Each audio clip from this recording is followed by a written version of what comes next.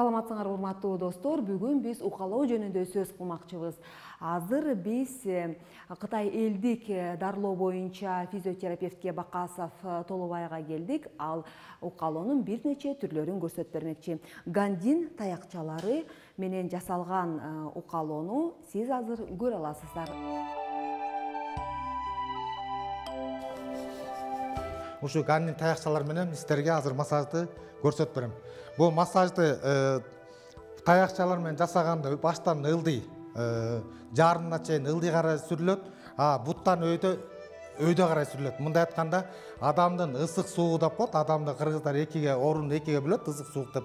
Ошону баланс кылыш үчүн.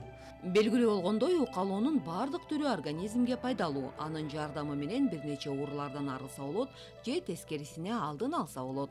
Гандин таякчалар менен жасаганда жөн гана денени даярдап алабыз майлап туруп. Экинчиден, бул гандин таякчалары дарыларга сугарылгандыктан адамдын денесин акырын эле сүргөндө кайсыл жерде оору бар, кайсы жерде жел бар, кан кайсы жерде уюп калган баягы сразу көрсөтөт. Эмне дегенде таяк менен жасалганда оору бар жер өтө кызарат, ошол кызарган жерге гана көбүрөөк сүрүп жасайбыз азыр. Гандин таякчалары менен укалап жатканда бейтаптын денеси оорубайт, болгону кызарат. Мына ушу жерде проблемалары бар экен, көрүп атасыздар. Ушу жерди эгерде массаж албаса, бунун далызы жабышат дагы, баягыл жүрөгү сайгылаш ооруй баштайт, өзүнүн уйкусу качат.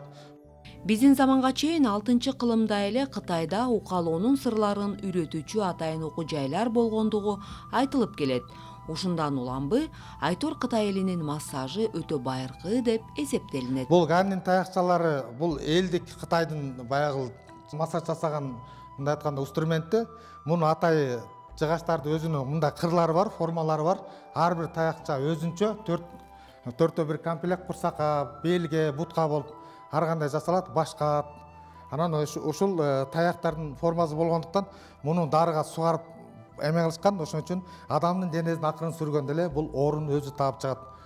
Ал эми ушу денени кызытып алгандан кийин сиз экинчи ыкмага да өтөт экенсиңер. Ооба. Биз муну массаждар жасап бүткөндөн кийин, андан кийин бул биз денени даярдап алдык. Денени даярдап, баягы бучуң куяңдардын баарын үзүп алгандан кийин биз от жагабыз.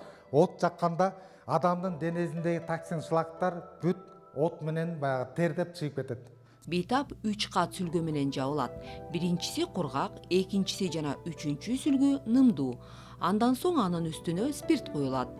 Бул атайы күйбөй турган платесалар, эч кандай адамга коркунуч жок. Күйбөйт.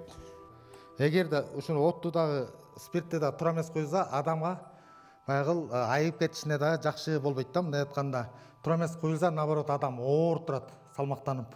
Спирт куюп бүткөндөн кийин атайы күйгүзөбүз.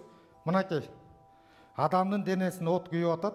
Экинчиден, бул от өзү диагноз коет, спирт баарына бирдей куюлду, бирок жанагы хондроз бар жер, анан бул балада простатит бар экен, ошо простатит бар жер көбүрөөк күйүп атат. Могул башынын күйүшү, бул баягы баш ооруганда да бийик күйөт. Биз оттон диагноз коюп бере алабыз. Оттун өңү, күйүшүнөн эле кайсы жерде оорулар бар, бүт көрсөтөт. Муну канча жолу жасаш керек? Муну 20 жолу ушинтип күйгүзүп өчүрүп, 20 жолу 3 залив менен жасалат. Мындай айтканда 15-20 мүнөткө чейин от жагылат. Бул ыкманы, урматтуу достор, үй шартында жасоого болбойт. Бир гана тажрыйбасы бар адистерге кайрылып, бул ыкманы алсаңыздар болот.